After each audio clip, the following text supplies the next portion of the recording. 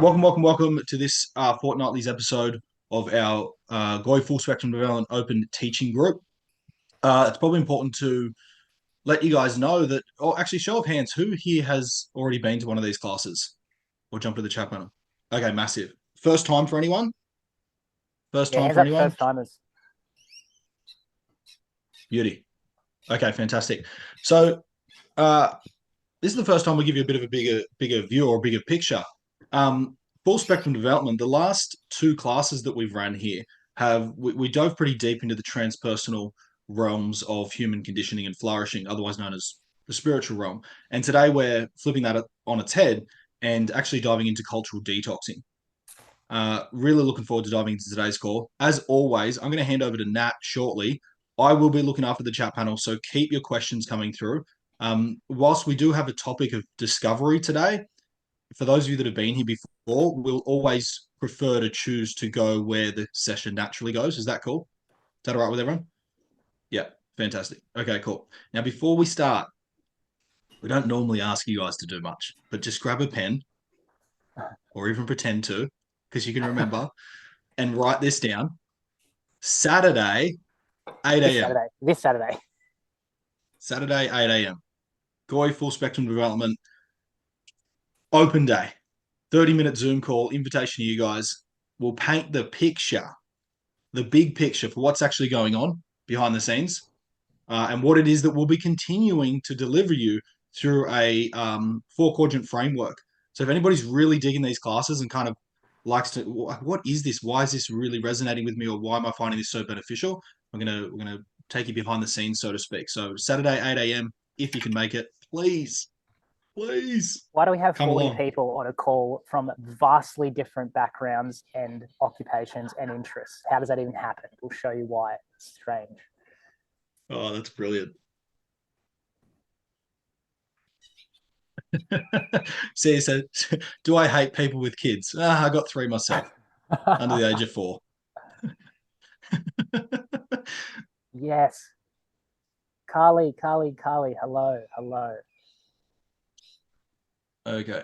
As we dive into cultural detoxing, Nat, are you letting those people in? Yep. Did you let that? Oh, Yep. are you doing tech support for Mate, me? I'm Tommy Tech Support. This is massive. You lift some weights today. That's great. All right, team, let's dive into it. The rebellious psychological revolution and breaking cultural demands.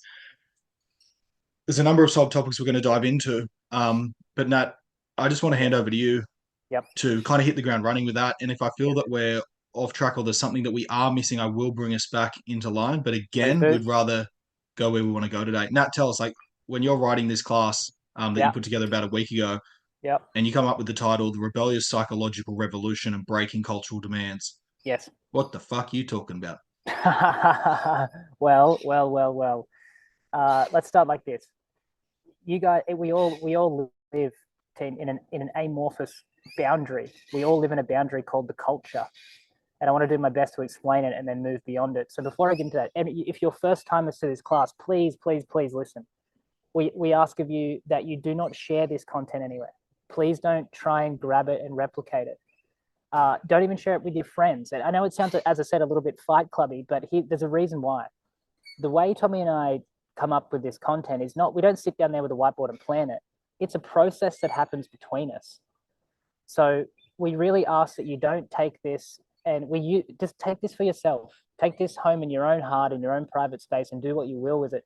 If you run around sharing this stuff, you can actually create something called paradigm shock in people.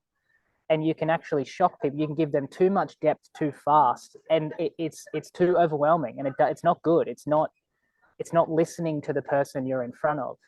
So Goy is about exploring the whole and entire space and beyond. So we do go high and low, and we move around a bit. Just use this time for yourself. Yeah, we just ask that you don't replicate that. And it is in a vulnerable way, it's a little rough on me. Like, it does get a little rough on me sometimes. So, look after me too. All right. Let's do this. If you look out in the animal kingdom and the way it functions, when you look at our culture, it's exactly the same.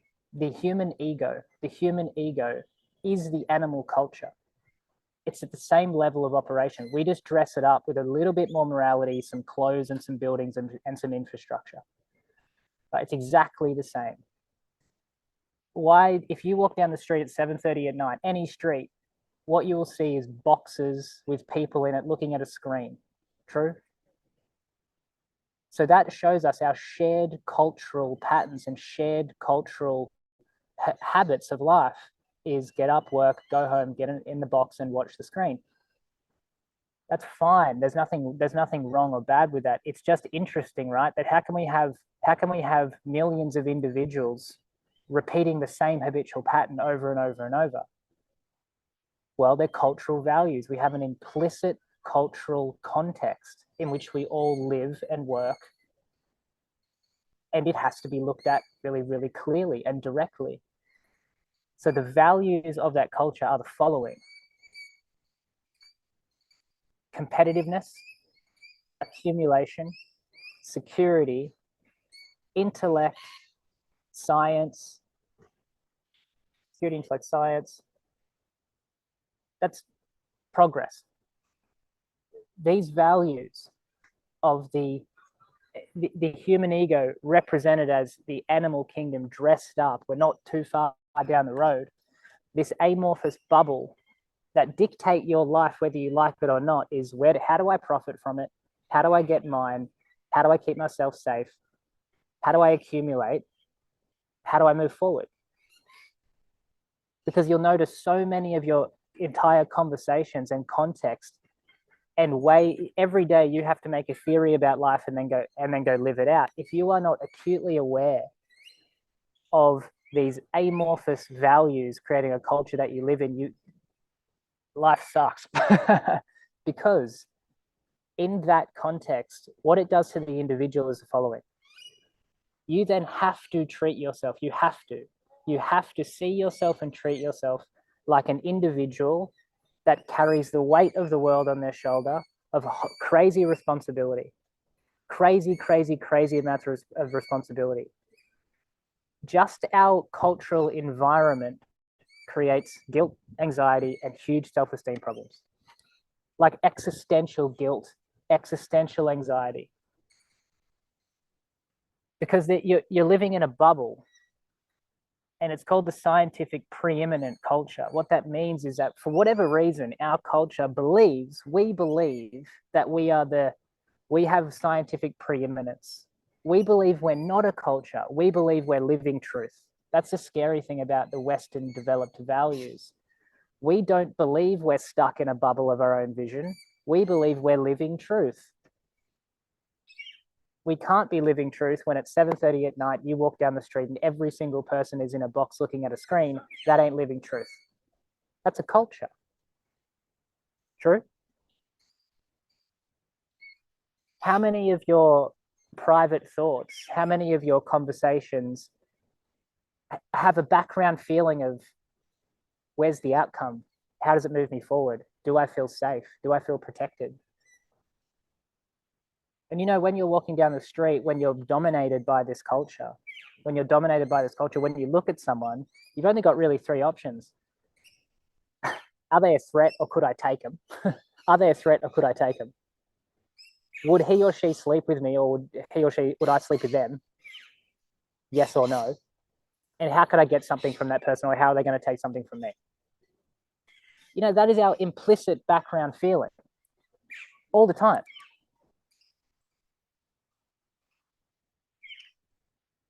So we live in this amorphous field of these values. And here's where we've got to be smart as human beings, really, really smart and wise. Guys, this culture that I just defined, if you look at our world, when you extrapolate it out, that's why we have the world we live in today. It's pretty intense, huh? Pretty intense, pretty pressurized. Inside of this amorphous culture, there is a social hierarchy. This social hierarchy develops what's called your social instincts. Am I moving forward? Do they like me? Am I good enough? And do I have enough status? Am I respected enough? Am I confident? All of that is the voice of the social hierarchy. It's not your voice. So if you look at the animal kingdom, they organize themselves in dominance hierarchies. In our culture, we organize ourselves in social hierarchies, which is still dominance and power hierarchies, but it's just the animal ego replicating itself inside of the human form. Pause. Sounds bad, huh? Sounds bad, sounds heavy. It's neither. It's just the way it is. No one's at the top of the culture tree trying to hurt you. No one's at the top of the culture tree trying to dominate you or control you. Life is much more mysterious than that. This culture we will use as a platform, not as a judgment call and not for good or bad, but as a true understanding of the territory you're playing in. This is the territory everyone has to play in. Okay. Now this gets a little funky. The culture sounds like it's out there, right? It sounds like it's around you, outside of you. It's not. You can't point to it. You can't grab it. You can't hold it. The thing everyone on this call has to realize is those cultural values it suits everyone's ego. It destroys everyone's essential self. The culture will pump up your ego or smash your ego to pieces, but it doesn't touch the essential self at all. The essential self is natural, beautiful, glorious, giving, self-generative, intelligent. It has its assets. It has its purpose. It's a whole living thing buried underneath the cultural values. Where do the cultural values live? The culture lives inside your psychology. It doesn't live outside of you. The grabs for security, the incessant chase of money, the fear of other people getting things over you, the not feeling good enough, all of these heavy things you've got to understand is the cultural values implanted inside you psychologically. The reason why this class is called the psychological revolution is because everyone here will feel a pushback against the culture. You'll feel it oppresses you. You'll feel it. You'll feel the burden of work. You'll feel the burden of family. You'll feel the burden of rules. You'll feel burdened by it. Let's pause there. Let's go into the chat. What has everyone heard so far? And the reason why you can't take this out of here and go spreading it around is because everyone's going to hear a different message. Everyone's going to hear a different message. So let's go into the chat. Everyone jump to the chat panel. And it is sharing, I've heard truth. Beautiful.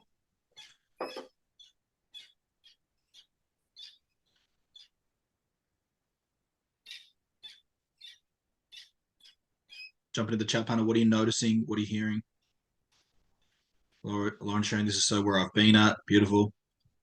It's really easy to rebel against the culture and have dreams of growing tomatoes in the country. You know, we have these simplistic dreams, and I'll tell you soon why they're not useful. So yeah, as people are inside of us. Yeah. Now, as people are commenting through, my question for you is on behalf of a lot of people on this call that are either deep in the behavioral coaching realm, working with traditional therapists, psychologists, psychiatrists, experimenting with different drugs and substances, individuals that are in the interior growth market. That's what this class is made up of. All different realms of interior growth market. What does the market at large do when the multiple approaches of healing, therapy, stress reduction, whatever it might be, so many of them don't even bring a lens of cultural detoxing and understanding culture? It seems to me, in the industry that I grew up in for the past 11 years, the personal development industry, there's an indoctrination to, well, no, it's never that. It's never the thing outside you. It's always just your psychological process or your emotional process or even your spiritual process. But there seems to be a bit of an abandonment to just the honest insight into, there's a culture happening here. Like, yeah. I actually have a good answer for that topic. I just prepared one earlier. Who would have thought? Well, I come into this through a traditional university approach, right? So guys, this is the crazy thing about the interior world of the Western culture, the interior, because this whole group here is about interiors. The interior of the West Our Bible of psychology is called the DSM. The DSM is the Diagnostic Statistical Manual of Psychology. Every bit of content, every bit of wisdom derived from the West is outcomes based. Everything, like everything, all of the interior discovery the Western world has done after like Hume and Locke, the philosophers, after that, it was all about outcome, which means no one has even bothered to go, well, because if it's outcome based, it means it's culturally bound. If it's outcome based, it means there's a hidden context that says this outcome is good, bad, or worse something. You go into the East, it's a completely different story. They don't do outcomes research, they do existence research, which is a whole other kettle of fish, which we'll get there. But in the West, our interior, the entire cultural understanding of our inside is about an outcome. That says everything. That says everything. Why do you think we're screaming in the West for wisdom? We are screaming for wisdom. Because everyone here, every day, every single day you wake up inside of a bounded, economic, time-based working culture, you're in a silent scream for your own life. You're in a silent scream every day, every day, every day. Something is imposing its will on you. Every day. There will be a silent scream in you and a rage of going, surely this is not fucking it. Because it ain't. It's not it. But what we got to understand is we can't rebel against it externally. The 70s tried that. The 70s tried to create counterculture. Get out of the main body of the culture and go create mini ones. Everyone just died. Right? We've got to learn from the novelty wave in the 70s because we're in one right now. When it happened in the 70s, they tried to do communes and ulterior, Timothy Leary's calling card was tune in something and drop out. Whatever his thing was, the beatniks and the bohemians, the rebels of the 70s, tried to just go, culture's heavy, let's go do something else. Didn't work. Because the true understanding is the cultural values are psychologically implicit. All the work can be done inside the heart and the head. Nothing needs to change. All the work can be done when you understand these lived values have a psychological component, and the psychological rebel goes to town on their own psychology. They don't go and grow tomatoes.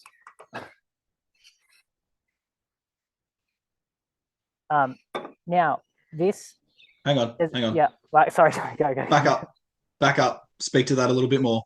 That more. The rebel of their psychology will go to town on their psychology, not go grow tomatoes. Yeah, well,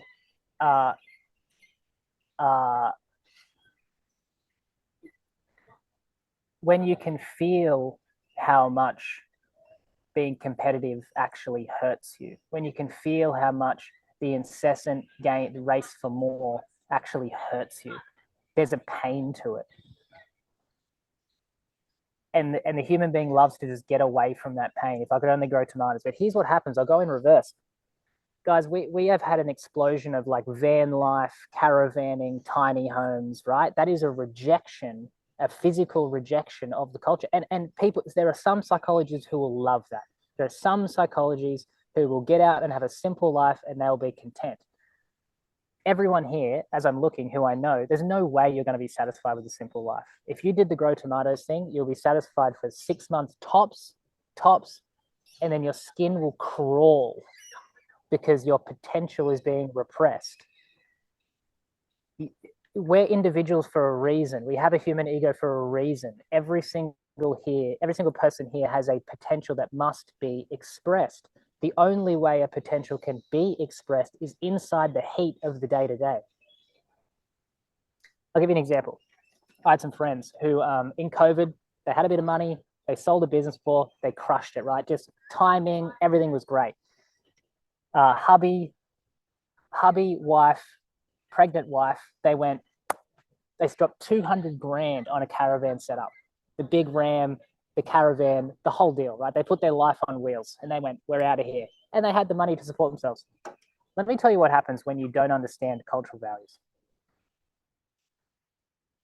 They left and they're having a great time. There's photos. He's drinking beers on a Tuesday, right? They are chilling. They are straight chilling. Great setup. They all look happy as Larry. A few months in, wifey starts to get a little bored. Doesn't really know what to do at the time. Pregnant, moving around a bit, no stable routine. Cool. Wifey starts to get a little bit nippy at hubby. Bit nippy. She doesn't know the gold standard. She's emotions are now starting to wobble because without routine, your emotions start to wobble. And he's going, oh, okay, this is feeling a bit weird. Now he didn't comprehend something. He had savings but no income. Yeah, that'll be great. I've got heaps of money. What happens when you're not working and all you're doing is watching your savings go down? Doesn't matter how much money you have. That is a direct attack on the psychological value of accumulation. A direct attack. Was he ready for that? Absolutely not. He goes, oh, no worries. I'll start to see how could I make money online? How could I work a few days a week? Right now, there's just tension in the system. Pregnant wife getting a bit antsy. Hubby getting a bit antsy because money's going down. No routine. Small space. They were separated in a year. They're separated.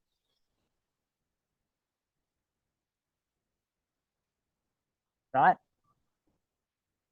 That's the exact representation of I've won the cultural game. I have freedom, time, and money and wifey. And that's what happens.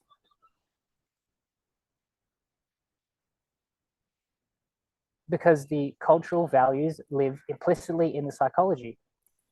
And if you don't go to town on them, they will own you no matter what you do or where you go. We all want freedom, team. We all want freedom. Freedom is the spiritual impulse, the liberation drive. We all want freedom. But freedom is not liberty to do what you want when you want. Life's not that. If you get a chance to do what you want when you want, you'll end up with mental health problems. That's a juvenile freedom. That dream of I want to do what I want when I want is called license. I want the license to do what I want when I want. It's a juvenile childlike freedom. What the soul, what the essential self wants is called liberty. Liberty is I want the freedom to explore my potential. I want the freedom to let this thing emanate out of me in a free way. I want my life to unfold in a free way as it wants to. The psychological values inside of you don't allow that. They don't allow the liberty of the free expression. They own you. Now, yes. I'll jump in the chat panel. Show of hands. Who wants to keep going in this rabbit hole right now? Show hands. Yeah, because we got. Yeah. Okay. Cool. What do we do when we have often, this is more so speaking of the personal development, or really what's being dressed up now is just professional development, which is seek outcomes at the expense of your own authenticity, regardless. What do people do when there's an over preaching and pitching of freedom is found upon contextual freedom, or what you said, which is a different term, which is license? Like what do we do when people are preaching? It's either have all the money, like overgeneralization here, but it's either have all the money and time to do what you want. Look at me, look at my lifestyle now, pay me so I can teach you how to have my lifestyle. Madness. Yep. Or it's I saw some funny faces there when I said that. Thanks, Lauren. Or the opposite, which is just surrender and hand everything over and live in a world where apparently I don't need any money or time. The two polar opposite worlds that can really confuse people. Yes. Okay, so we have this is the prime conflict between two very, very important spaces in the human experience. The experience of fullness, substantiality, density, fullness. My life means something. I am something. Fullness. And then freedom. Freedom is that drive of letting go, the surrender force that I love everything as it is. Why do I have to strive? There's a fullness freedom paradox in the human experience. And you have to understand this paradox. And it kind of looks like this as it plays out too. two primary, we have our freedom and fullness paradox. We also have this two kind of ways of living, which is I'll live for the moment, I'll have fun now. I like pleasure and fun, and I'll just dance along the money line. I don't need to save, and it's all kind of fun and present. And the other side, and it's kind of impulsive. It's positive, but it's impulsive. On the other side, there is this delayed gratification, heavy responsibility. I will get there one day for the future. I put my pennies away, right? I'll save, I'll save, I'll save.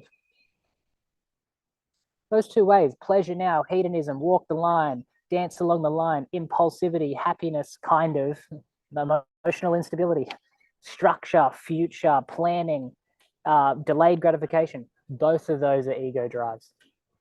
That's the problem with them both. Both of them are partial. Both of them are culturally ego driven. One says the culture's heavy, I'll have my fun now. The other says the culture's heavy, I'll try and play by its rules and beat it. And we have the freedom fullness paradox. And if you're from the outliers world, my clientele is kind of like, they're business people and they're complex and they're really smart and they're really intense and they're a bit all over the place. They're my favorite people. The more complex, the better. They get stuck in the fullness, which is business goes well because they crush it. They can produce a lot of value, so they do more business. So they do more business. So they get more contacts. So they get more network, and they go, and they're done. Like they have so much money. They have so much money. It's crazy. But because they've only focused on fullness, every time you gain in fullness, which is money, responsibility, status, every time you gain in cultural fullness, you also chain yourself to it. That's how it goes. That's fine. That's how it goes. If you grow in fullness, you get chained to it. You get locked into it. The belief that one day that fullness will turn into freedom is a lie. One day my fullness will make me free is a lie. You have to do specific work on your own liberation, on freedom, inside the working culture. Otherwise, the other way is I'll be free, floaty, spiritual. I'll have a spiritual identity. I'll float with the wind. And that's kind of beautiful. I know a lot of people like that. They're very surrendered. They're very precious people. They're very delicate. They're very anxiety ridden because the fact that our culture is real and it's here. So like they always have money problems and they can't hold a relationship and they can't be vulnerable because as soon as you find the freedom drive, as soon as you find the spiritual freedom drive, you can hit that button for every problem. Every problem you go, well, I can just surrender it. And you can keep doing that. But what happens over time, and now we've got the evidence to say so, is that you dissociate. If you hit the freedom button over and over and over, you dissociate and you get really bad anxiety pangs and you get unstable and you can't push yourself forward. And if someone criticizes you, it just crushes you. Tommy, where did I go there? I don't even know what happened. Yeah. There's a good comment here that come through, and I think jump to the chat panel because we want a bit of a pulse check. That's a heavy 30 minutes. Just everybody, please, at least 70% of you jump to the chat panel. That's a heavy. How are we doing? Sitting back, not commenting because you're engaged and you're like, fuck, keep this conversation going, please, or sitting back going, that one went over my head, that one went over my head. Where are we at? Pulse check, please. Yeah. Accurate, beautiful. Some people having this experience. Great. That was mind-blowing. Okay, cool. All right, let's keep going because we have a comment. This is where we get pretty technical, but I think it's so good. Someone's commented through, for me, freedom is more about autonomy, being able to own and control my schedule. Nat, can you go into a little bit more of the technical, psychological side of, I'm just going to say it how I want to say it, the indoctrination to the ability in the West to own and control everything, including schedule, time. The umbrella term that freedom is doing what I want when I want. And the other side of the coin, which is, well, no, deep freedom and liberation is found in responsibility beyond what you desire. Yeah, it's a really, this is where we play on the edge of kind of appropriate, or it could get a little triggering. And we've kind of said on these calls before, if you get a little upset in these calls, a little something fires up, you get a little emotional something. This isn't the place where we do trigger stuff. Like that's your own world. So if you do get a little triggered or a little upset in here, we don't dive into that. That's everyone's got you all have your people that you do your deep work with. We do it as well. Really, really, really deep work. But if you get a little upset, because this is when we hit cultural nerves, they can hit a little trigger. They're really important. They're really important for you to just kind of be with. So, and just before you share that, Nat, yeah. we had a question come through earlier from someone I'm just meeting for the first time. Nice to meet you. They said best practices for altering these psychological bounds. Oh, Now, great. what? Yes, we will get there, definitely. Right, we'll get there. But what Nat just said is an answer to that question, which is what we're about to do and what we've been doing on these calls. The ultimate practice for breaking psychological bounds is actually expanding the territory in which you play. Yeah. Expanding the territory and complexity of what you can hold and handle is the ultimate approach. It's much more complex and big picture, if I can use that dulled down word, to play in that navigating and expanding the territory you play than going, it's this issue here. I'm going to do an NLP technique in 30 minutes with someone. Yeah, right? this is a Like really this, I'm going to get a screwdriver and just get that. That's the practice. No, what we do at GOI is we expand the territory in which people can play. And that, and I've found over the past 6 to 12 months in the pre-launch to GOI before GOI is that people are finding I won't even go into it. I hope that helps and answers that question in a way. Nat, now if we can just dive a little bit into contextual freedom, a bit of an indoctrination in the West, specifically in the personal development market, and a couple of other avenues and ways you could look at it as well. Guys, I have a technical answer, right? I have a technical answer, so just hang with me here, because I've got to try and squeeze two answers together in one. There's an ascending limb of development and a descending limb of development.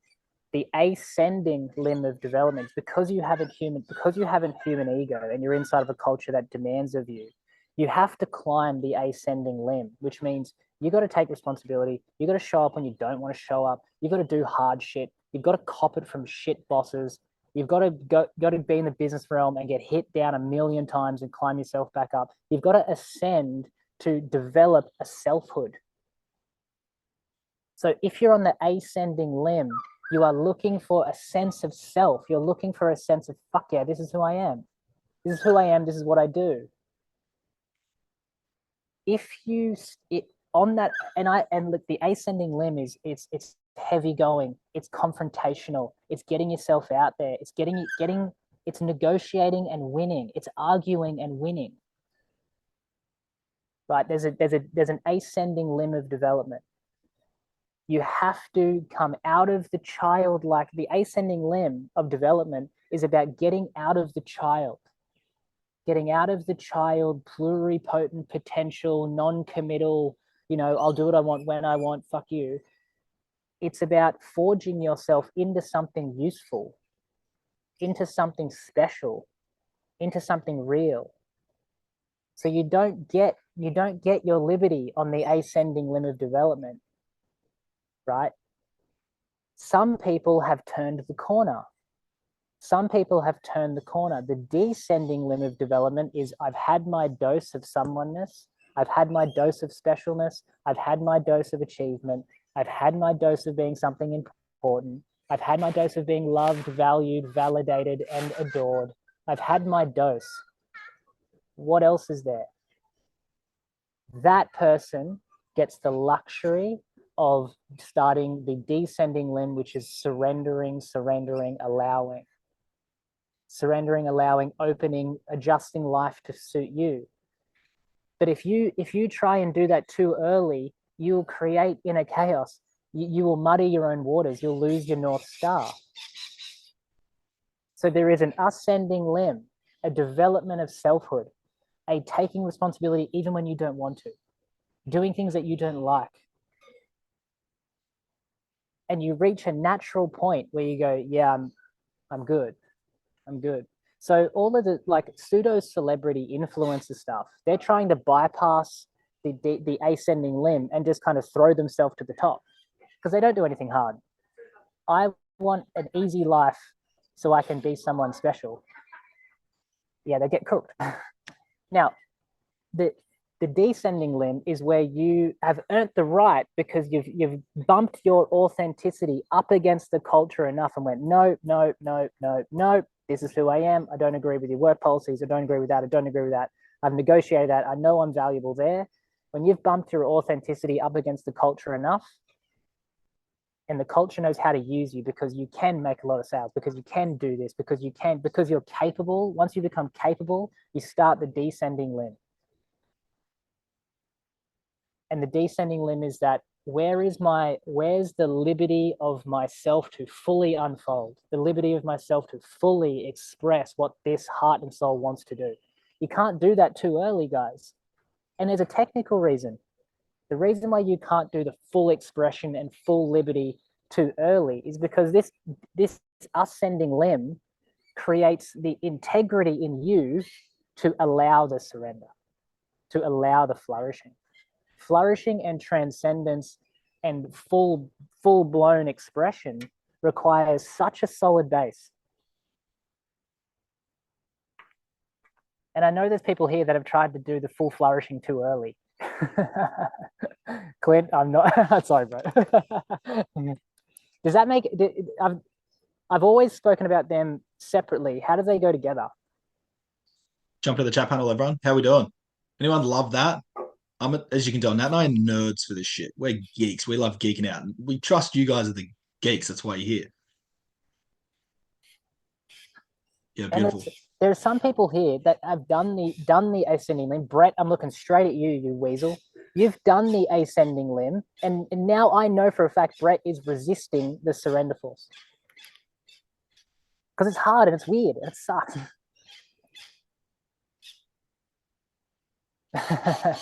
Got a question coming through. Requires faith and trust. Yes, Danny. Yeah.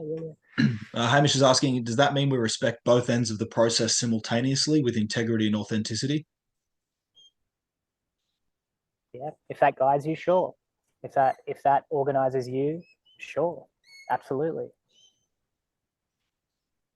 It's worth mentioning here. We'll talk about this inner critic thing. Everyone's experienced an inner critic. The only thing I've seen right on the inner critic is the context of that's your inner critic. You got to go do work on it. That's your inner voice. Who's told you that? Where did you learn that? Why? What's the childhood trauma? What's this and what's that? I don't see that. I don't see that the inner critic is that.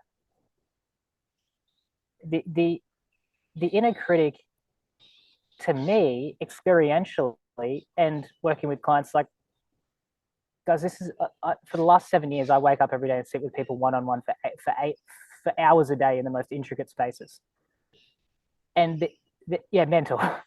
The inner critic to me does not look individual, doesn't look or feel individual.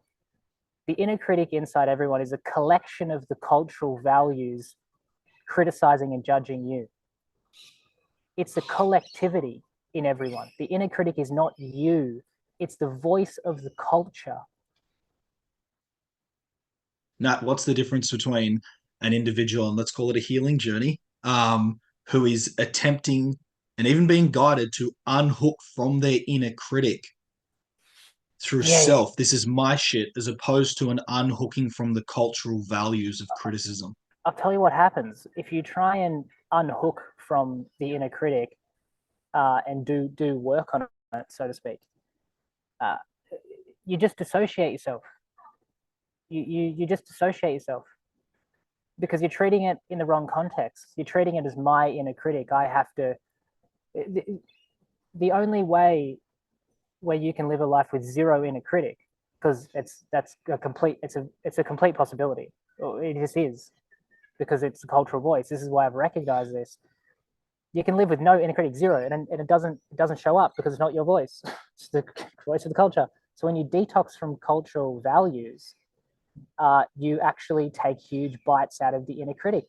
Now, guys, the only way to actually get rid of it is a full-blown confrontation with it of the authentic, deeper voice of the heart and the actual spark of the individual. When you go head to head with the inner critic and you confront it, because you're not confronting yourself, you're confronting the cultural values in it. You can't soothe it or do work on it. You can't be compassionate towards the inner critic. You can't. The inner critic wants to kill you. The inner critic wants to own you because the culture wants to own you. You have to get your teeth bloody. If you go back to what I said at the start, is this kind of silent scream everyone has, this silent rage. That's you. That's you. That's you. And if you take that and pin it up against the inner critic, which is now the culture at large speaking inside of you, oh, team, magic, magic, magic, magic. Yeah, it does. It messes with your head because it ain't you.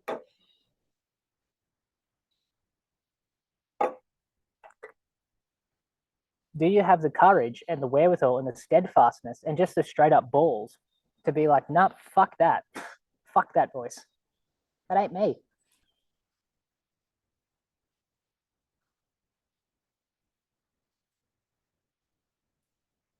Okay. Now, do we have, yes. Yeah, Tim, any questions right now? This has been I can't say it's been a heavy call because they're all going to be heavy. That's our They're all going to be intention. heavy. So I got to stop saying that. I got to call myself on that. They're all going to be heavy. How we doing? Pulse check. Yeah, the super ego, which is the inner judge, which is the inner critic, is the ego of the culture. It's the collective ego inside of you. It's not you. Now, and while some comments are coming through, Nat, before we wrap up, I'd love you to. I know the team would love to dive into performative contradictions and hostile analysis. Oh, sure. Something rampant in the development world. Yes. That often a lot of people that we speak to, when we talk about it, like, that's what I've been feeling and seeing. I didn't know that was a thing. I thought maybe there was something wrong with me. I've never spoken to more people lately, Nat. I've never spoken to more people lately that have been like, oh, that's not me, that's them. But I looked up to them for years, so I just kept thinking there was something wrong with me. It's like looking up to authorities and specialists and healers and people that, apparently practice what they preach, and there's this disconnection and feeling like, is there something off here? Yes. So without me saying any more, okay. Yeah, can we dive into that? Performative contradictions and the trauma injustice paradox. Let's do this. Let me get my shit together. Hang on. Okay. The postmodern movement, which is everything to do with like social justice, gender politics, gender identity, all that jazz, all that. That's a field that's a value structure and a level of complexity. I'm not here to beat anyone down. It's actually more interesting than judging. It's way more interesting. That level of complexity gets stuck in a loop called a performative contradiction. A performative contradiction. And you see it in the coaching space everywhere. And it's getting more and more and more intense. Performative contradiction. And it's really simple. It sounds something like this. Why are you being so judgmental? Let me break that down. You're such a judgmental person. Okay, so this performative contradiction is a person who is stuck in a loop in a blind spot because they're performing the thing they're calling out. Why are you so judgmental? Is it judgment? They're performing the contradiction. It's the person that goes to the peace rally and becomes aggressive. They're performing the contradiction and they can't even see it. That whole belt of what I call green, which is the postmodern movement, gender politics, the safe spaces, blah, blah, blah, the woke thing, that is a performative contradiction. That's why it feels so, whoa, what's going on here? Think about, I'm going to tie a couple of things together, right? If you've got this heavy cultural inner critic and someone says, oh, you're being so judgmental, you go, oh my God, am I? I must be judgmental. What's going on? But you've missed the fact that they're doing the exact thing they're telling you are. So that whole belt of value system is stuck in what's called a performative contradiction. That's why it feels so icky. It's like, what's going on here? Everyone's watched the, like, when this happens in universities and there's quote unquote safe spaces and everyone's trying to be so safe that it ends up hostile, that there's so the hypersensitivity and the triggering and all that is a giant walking performative contradiction. It's passive aggression, Lauren, you're right. Because they are unwilling, that whole layer of people, they're unwilling to recognize their own rage. They're unwilling to recognize their powerlessness. They haven't done the ascending limb. They haven't respected the culture. They haven't been honest with themselves. They haven't developed something. So they just make up morality. They make up things and then hit you with a performative contradiction. That's why it's like, it's all complex and mysterious in that space. Where's the truth gone? Has anyone seen? Just jump to the chat panel. Like, who's noticed this? Has anybody, is a specific one of it? Has anybody specifically saying, I'm sorry if someone's on the call, I'm not speaking to you, it's just an example. Has anybody seen the lifestyle coach who is pitching break free from the culture, yet their posts, their message is a symptom of cultural values? Anyone else seen that? I'm not the only one. Yeah, a lot of shaking heads, right? This is what we're noticing. What Nat and I've noticed is one of the biggest things in the personal market people are noticing is people are starting to see through the veil. They're starting to see beyond the thing that they're being sold to or sold. And that's someone selling something, but is still a symptom and tied by the bounds of the culture. Guys, when this happens in the coaching market, because by the way, the coaching market is being flooded by these performative contradictions, because it's a way to feel powerful and strong and smart without actually doing anything hard. That's the truth, without actually doing anything hard. There is a person online who, I'm not going to call his name, it's ridiculous, but there's a person online who only coaches women. I've never felt more of an ick in my life watching this guy. I can't unfollow him because it's just too fascinating. So he coaches women, right? That's what he does. I coach successful women. Okay. I watched 4 of his posts back to back, 4 of them back to back. And he posts a lot. 4 of them, every post was an insult to women. And he's a man. I lost the fucking plot. He's criticizing women over and over and over. A man can criticize a man, no problem. No problem, because that's what we do. Right? A woman can criticize a man because they can. They absolutely can. And a woman can criticize a woman. A man can't criticize a man. A man can't criticize a woman with the background context of now pay me something. You fucking prick. I'll give you these posts. No one's going to come save you, right? So that's an insult, saying you're a victim. That's number 1. Next one, you're not smart. That was the next one. And the third one, I'm here to trigger you. So what you're saying is you actually don't like women. That is a performative contradiction. But then he sells women's coaching programs. Guys, I lost the plot. It nearly shut me down. It nearly shut me down. Now, let's go into the psychological reasons why this happens. Yeah, so guys, if you feel anything in the coaching space, if your heart closes a little bit, if you feel a little bit insulted, if you feel a little bit grabbed, sit on your hands and wait.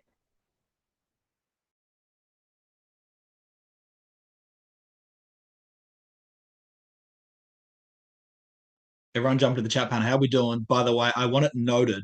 I've been working with this guy for 3 years, and it took 42 of you guys to get him to say fuck aggressively online. Thank you. That's a big win for me.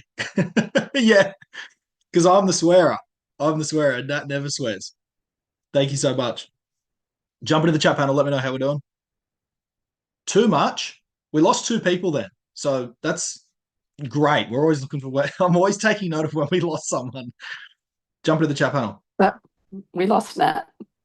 Yeah. He'll be back in a sec. Thanks for letting me know. Jump into the chat panel, team. How are we doing? It's hard to get Nat into a rant, by the way. Like, yeah. Thanks, Angela. Angela was just taking the piss.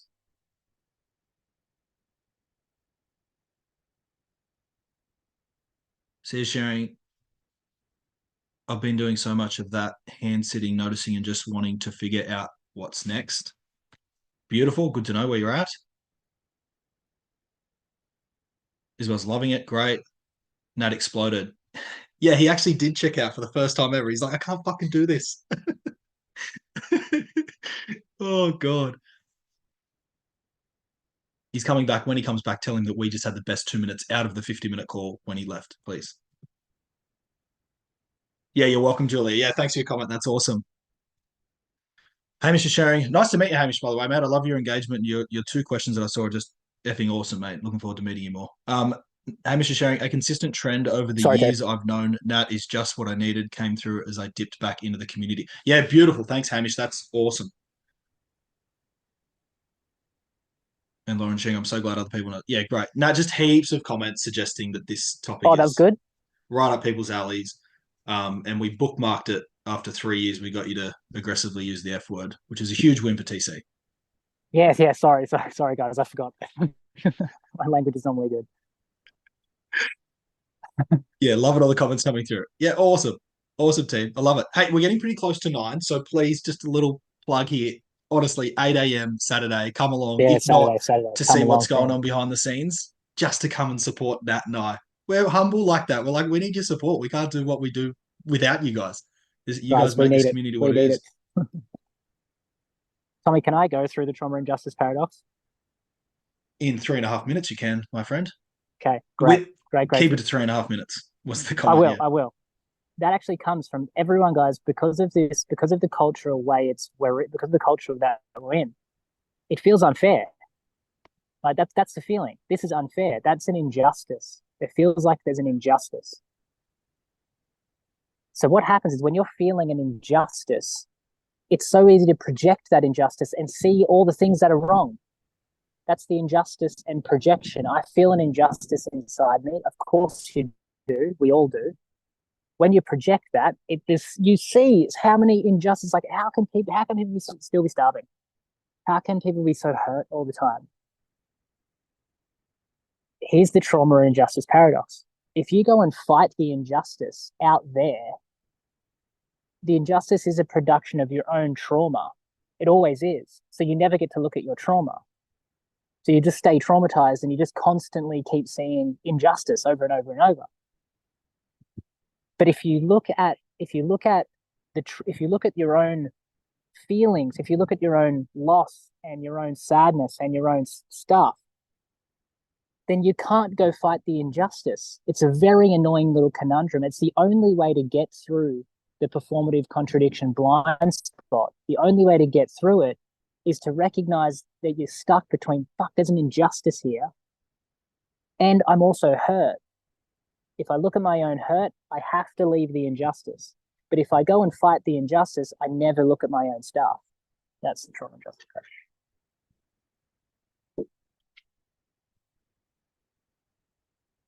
Mute TC.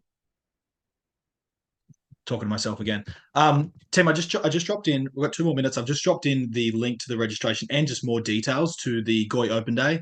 If you can access that, would be great. Otherwise, I'll send it in an email out to you when I send you out the synopsis. Nat, just really quickly to wrap up with. Love you guys. Thank you. Hostile analysis. Just really quickly, 60 seconds. Yes. I think everyone would find a bit of relief in appreciating that they may have been experiencing this, and it isn't fucking them, guys.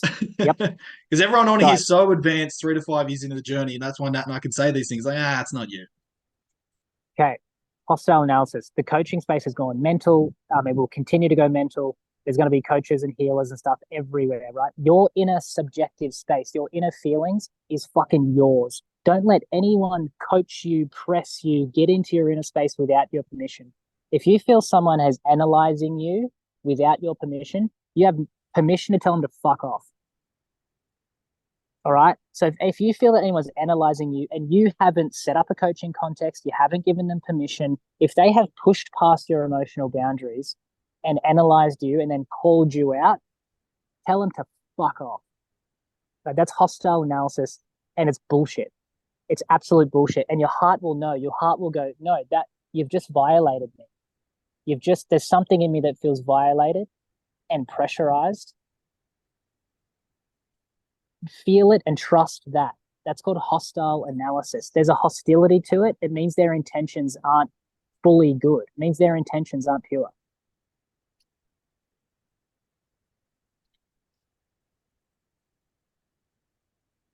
Yeah, that's called hostile analysis. There's also hostile influence, which we'll get into. Maybe Tommy can remind me. There's such thing called hostile influence. Yeah, mate, we'll do that on our next Yeah. cultural Yeah, detoxing class. Hostile analysis and hostile influence. Cool. Team, jump in the chat panel. 60 seconds left. How have you found today's class? Completely different area of development. The second area of development at GOI, which is cultural detoxing. How have you found it in comparison to a couple of transpersonal dimensions of human flourishing? Jump into the chat panel. Let us know. Have an incredible day. Thank you so much for being here. She was about to become a shaman on the weekends. Yeah, love your work, guys. That was great.